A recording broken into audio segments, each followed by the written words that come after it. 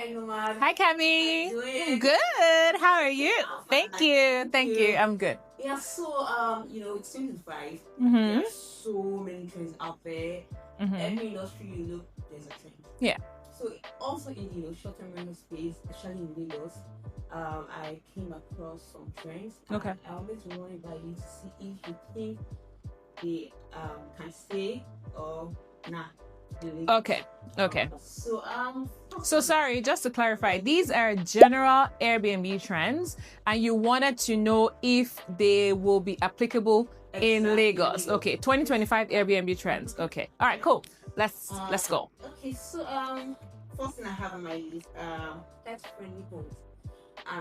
For people outside the country, their pets are quite a big deal for them. Uh-huh. So most people want to go to a space where you have something that caters for your pets. Okay. So what do you know about Lagos pet friendly home? Pet friendly home is for me, it's a no. In Lagos specifically, because I would use myself as an example. I will categorize myself as the average Nigerian, okay, or maybe slightly above average. I travel a lot, I'm exposed, I went to good schools and things like that, and I hate cats. The typical Nigerian, I don't know what it is about cats. I'm specifically talking about cats. I don't know what it is about Nigerians and cats, but I think when we're growing up, we're just scarred by, cats are witches and things like that. Believe you me, I would not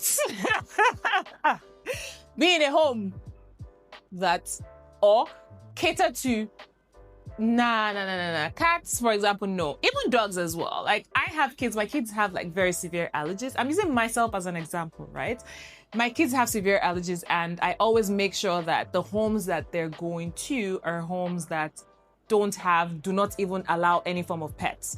Allergies are and they're on the rise right now. Like, more kids these days have so many allergies. There's that aspect. And there's the aspect of just being Nigerian. Nigerians don't care about animals.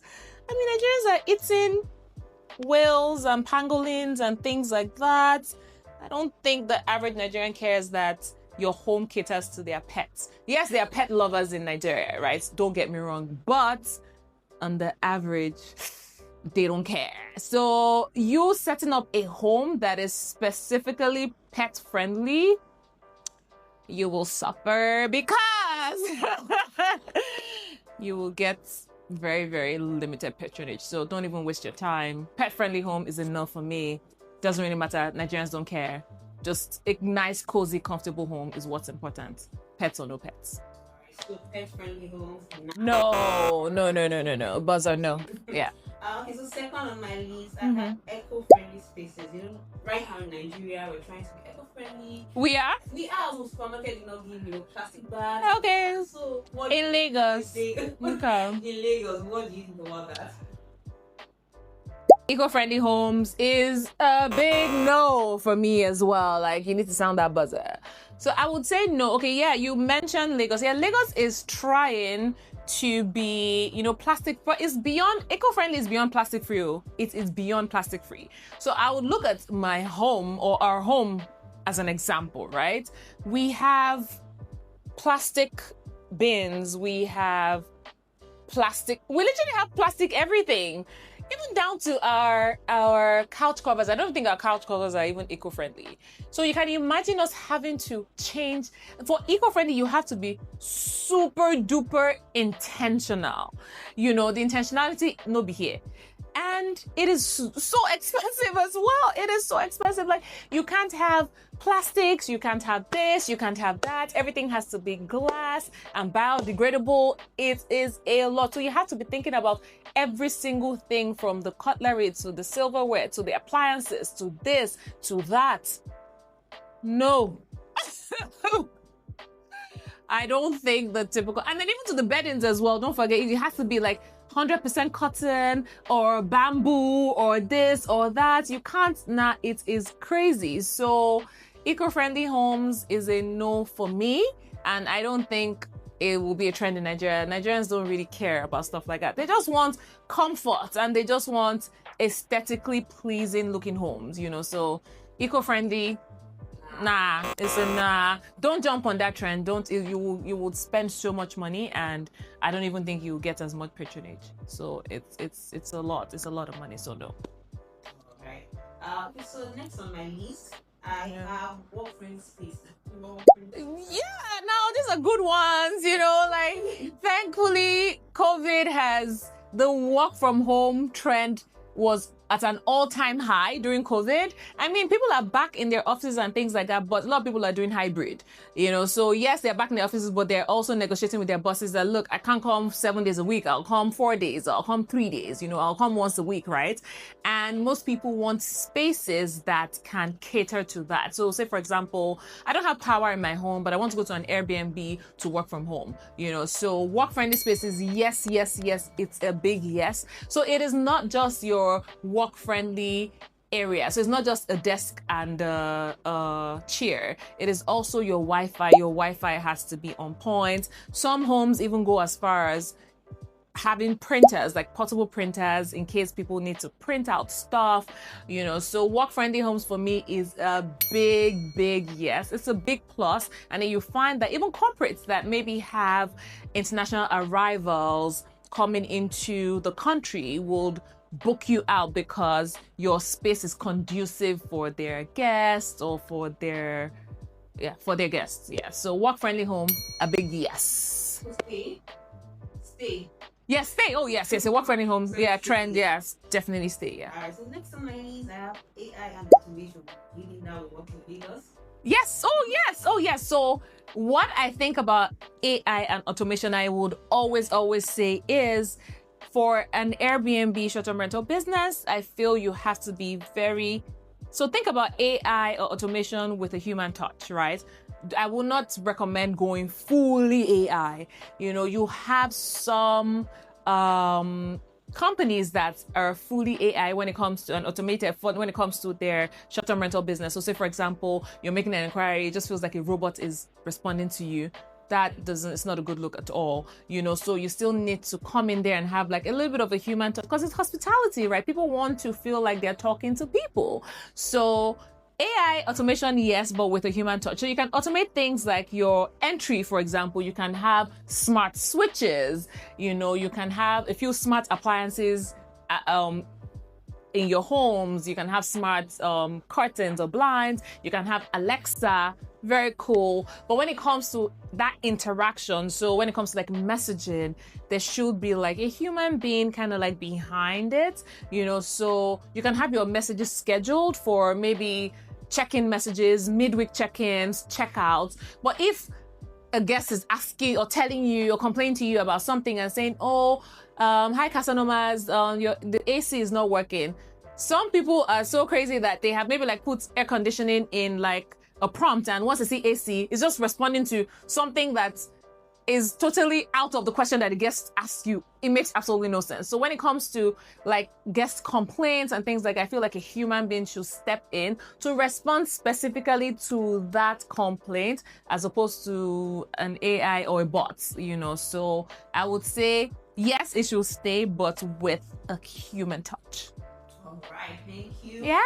And lastly on my list, I have hotel policy amenities. It's a yes, and a big yes.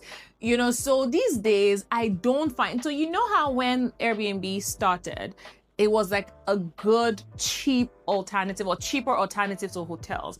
I don't find Airbnbs that affordable anymore. And in order for you to compete with a hotel, you need to give some sort of value, so hotel, your beddings, please don't compromise. Even if you're a budget-friendly Airbnb or mid-range or a luxury, things like your beddings, you shouldn't compromise on them, because a good sleep for a guest, you cannot see, guests have actually booked our homes again because of our beddings. No jokes. Yes or no? No jokes. They've actually come back because they had such a good sleep. So invest in like hotel quality sheets, toppers, your pillows, very, very important, right? Another one that we invest in is also hotel quality, like our our what they call them, like our amenities, like the little cute like soaps, and we give like toothbrushes, we give like sewing kits, lotion and things like that, and it's all branded and customized. You can do that as well, but is it necessary? I would say no. If it doesn't fit into your budget, it's fine. You don't have to, but it adds, I'm not gonna lie, it actually adds that extra spunk or that extra oomph. That's kind of like sets you apart from what every other person is doing, so you have to invest in things like that if it fits your budget. And then another thing is also branding as well. Branding is it is like the ultimate, I'm not saying you should brand like Marriott's or any other hotel chain, but just subtle branding here and there also helps as well. So things as simple as you want your rooms or your homes to smell alike or smell the same, so that everybody feels like when they go into like a Casa Nomad's home, it feels the same, it smells the same, it looks similar but different. That's what branding is about. So yes, invest in your branding. It doesn't have to be like a heavy investment, but just make sure everything that you have is kind of cohesive. I think that's the word I'm looking for. So make sure everything you have is kind of cohesive. So yes, and yes to that one. Right. Yeah. So one now. Okay. What the more unique rules that you follow a particular kind of team? Mm-hmm. Do you think the Russians here? Yeah. What's my business with entering a place that looks like Tanzania? Exactly. Yeah. I would say they do and they don't. So I would say they do because like when we started in 2019, I remember that was like my focus, because most of the Airbnbs that I had been in, the one Airbnb that I had been in Beirut was an upcycled Airbnb, and it was so nice. So they literally were using things like old umbrellas for chandeliers, and then they'll paint bottles, and that was like flower vases and things like that. You see tires and everything. It was so, I had never been in a place like that before. It was it was called Tina's Upcycled Airbnb. So when you go there, they literally use recycled material or upcycled materials to design the entire space, and it was fantastic. So I had that at the back of my mind, and when I started off my first apartment, I wanted it to be themed, and my theme was based off of different parts of the world I had been in. So I had a room that kind of looked like Zanzibar and things like that. It was nice at the time, but is it a priority? No, I would say it's a priority for more international arrivals. So international guests seem to be more particular about unique stays. So international guests will want to come into a Lagos Airbnb that looks like Africa. You know what I mean? That has like sculptures, this, that, Adire, Kiniko. But a local, I see Adire every freaking day. I wear it. Yes. I wear it, I breathe it, I smell it, you know how they say like a king is not appreciated in his own home? That's pretty much what this situation is. So when you now look at that the type of arrivals that we have like 90% local arrivals and 10% international. Would you want to invest in an African or Nigeria or Lagos themed, like there's some themes that are just overly themed. You're like, oh my gosh, like what? So in your face. It's so in your face. Like, would you want to do that? I would say no. It can be subtle. It can be like your art pieces. It can be some parts of your beddings. It can be subtle, but don't like overdo it. I don't want to sleep with African masks. I don't want to sleep with Benin. I do not. I just want like a nice, comfortable, functional space. That's what I want. But if I would go to Chicago, or no, don't let me use an American place, like a Thailand, I wouldn't mind staying in a place that is themed, but not overly themed, because like I said, people are ridiculous with the theming thing, right? Just keep it subtle. Keep it nice. Keep it in like little elements here and there, and you'll be fine. At least that way you're able to cater to a wider demographic. You're able to cater to locals, and you're also able to cater to international arrivals as well. So I would say a bit of both, but just keep it subtle. That's the most important thing. Less is more. Don't forget that. Less is more. Yeah. Thank you, You're welcome. I hope I have been able to answer all your questions. So for me, those are the things that I would say. these are the trends that you go with, and these other trends just, nah, it's not the time. It's not the time. But yeah, hope you enjoyed the video and see you in our next one. Take care. Bye.